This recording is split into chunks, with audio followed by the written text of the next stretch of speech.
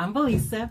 Welcome to my DIY channel, Save Yourself from Start to Finish, where I tackle one DIY project at a time and I share my experiences with you. I am not a professional. Disclaimer, I did not go to school for any of this. I just have a passion for doing things myself. So, whatever nuggets you can take from it, please do so. And if you can't take anything, just politely leave the rest. So today I'm in my she shed. Yes, my 10 by 12 Tuff built she shed. So back in 2021, I had my she shed built. Well, let's take it back just a little bit further. In 2020, we bought our forever home and we inherited forever projects. I love it. My husband, not so much.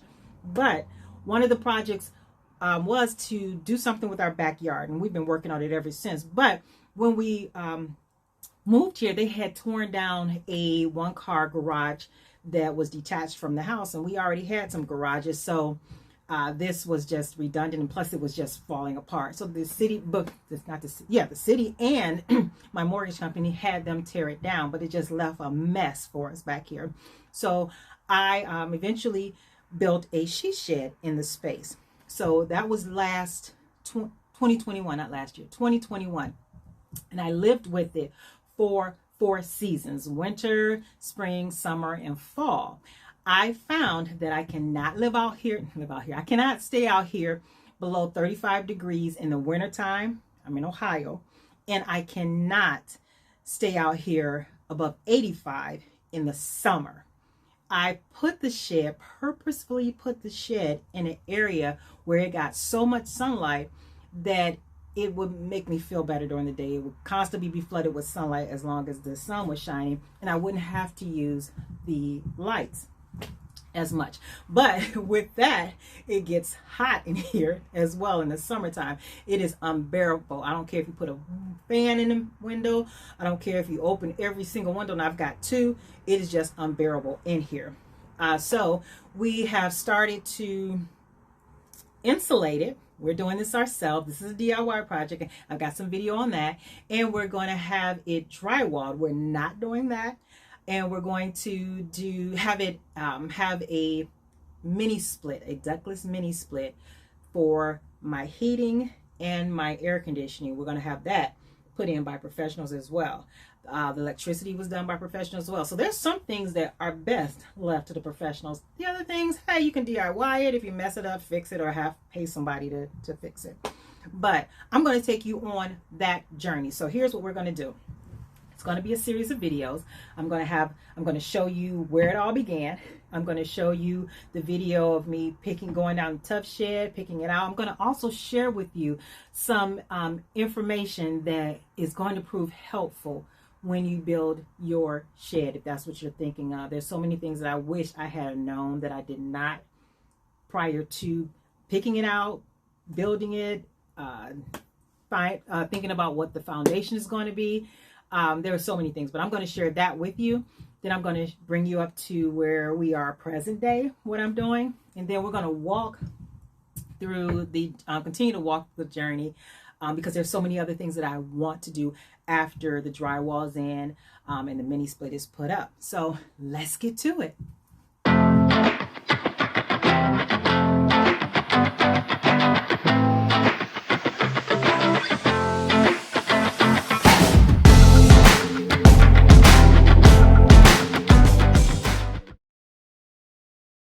So here's my area, my backyard area pre-shed. This is where the one car detached garage that was torn down existed, and that measured about 20 by 14. But the area itself is slightly larger. And I was fortunate enough to have the electrical right next to the mound of dirt, and so that they didn't have to trench electrical lines from the house to the actual shed area. But this still was a beast to tackle. It was, once they're tore down, it was a mixture of concrete, rocks of different sizes.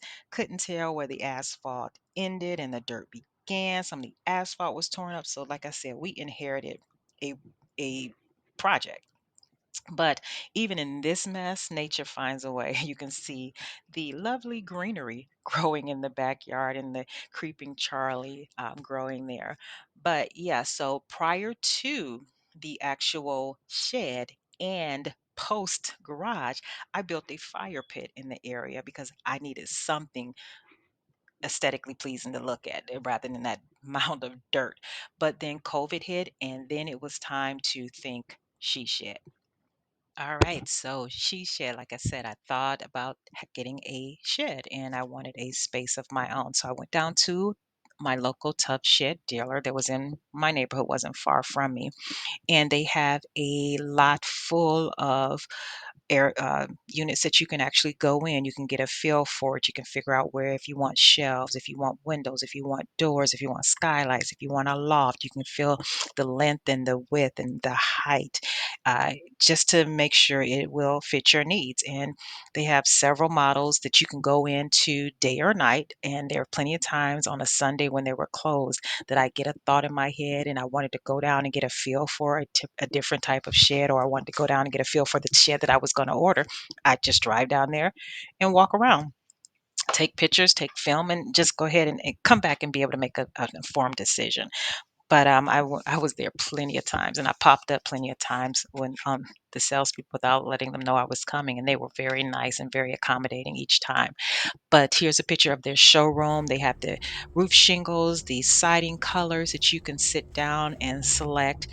They have other units inside the actual showroom that you can go in and get a feel for. Like I said, they were very accommodating and they answered all my questions. There was a question that at one point with Ridge Fence that they couldn't answer. And they went and got the GM, the general manager, to come out and assist me with answering my questions.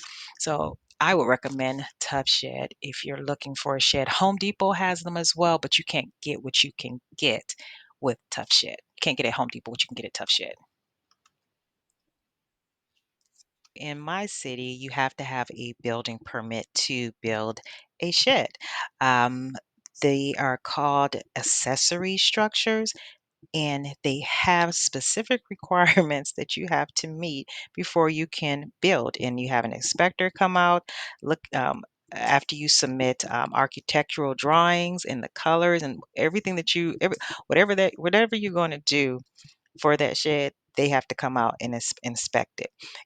So they had, like I said, they had specific requirements: 15 feet from the property line, minimum from the property line. It couldn't be any more than 18 feet in height. The building materials, they had to match my house. So the shingles, the siding, the roofing, the trim, everything had to match the existing structure that's on the land, which is the house.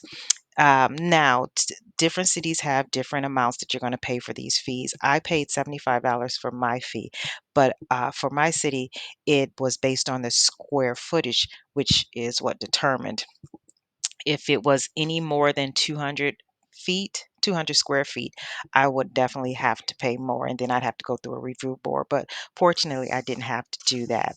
Now, they gave me the option. I could have a concrete or a gravel pad. I went with the gravel pad because it was less expensive. And here is the 12 by 14 gravel pad. And the one thing that I did find out with those is that it has to be 2 feet longer and 2 feet wider than the actual shed wall. So my shed, again, is a 10 by 12. So my foundation, my gravel pad had to be a 12 by 14. Um, so the foundation, the gravel actually is going to keep the water away from where the walls meet the foundation, and it's going to stop it from pooling and causing rot, rust, and all of that bad stuff. So, but this is the pressure treated lumber that they used. They filled it with number 57 crushed gray limestone. So the total cost of my gravel pad was a little over $1,100, closer to 12. Actually, closer to 12. And the biggest expense was the actual labor itself. So now it's the big day, and Tough Shed asked me if I would allow them to come out earlier than their scheduled date, of course. So yeah, they were great from start to finish. Um, they came out. They had the walls that were manufactured already in their warehouse on the flatbed truck, and they had this up in no time. I would say it took them probably 3, maybe 4 hours to do, but this two-man team worked really hard. When I came out and I just was asking about different things, they took the time to talk to me, gave me some pointers and some instructions on the care of the shed. So, like I said, Tuff Shed was just a really great company to partner with to get my dream shed built. Now, the one thing I will say that they did, they forgot my shelf that's inside of my shed. They forgot that, and then by the time, so the guy at the end when they we were done, I'm sorry, when they were done, he says, "Okay, step back. How's everything look?" "Looks fine." Then they drove off, and I happened to start looking at the roof color of the shed and the roof color of my house, and it was different. So they had put the wrong shingles on the shed. So when I called them back, the guy looked it up and said, "Yep, we put the wrong ones on there." But I tell you, like almost a week or week and a half later, they had somebody coming out and putting the right shingles on. They had my shelf put up. They didn't put it up the first time. So they had the shelf put up. Uh, like I said, any mistakes, because nobody's perfect, no company's perfect. But my thing is, if they communicate with me, let me know what's going on, I can be patient enough to wait for them to rectify whatever issue or ever problem that is existing. And that's exactly what they did. So that's another reason why I would recommend Tough Shed. Was it perfect? No. Did they correct it and get it right? Yes, they did. So there you have it.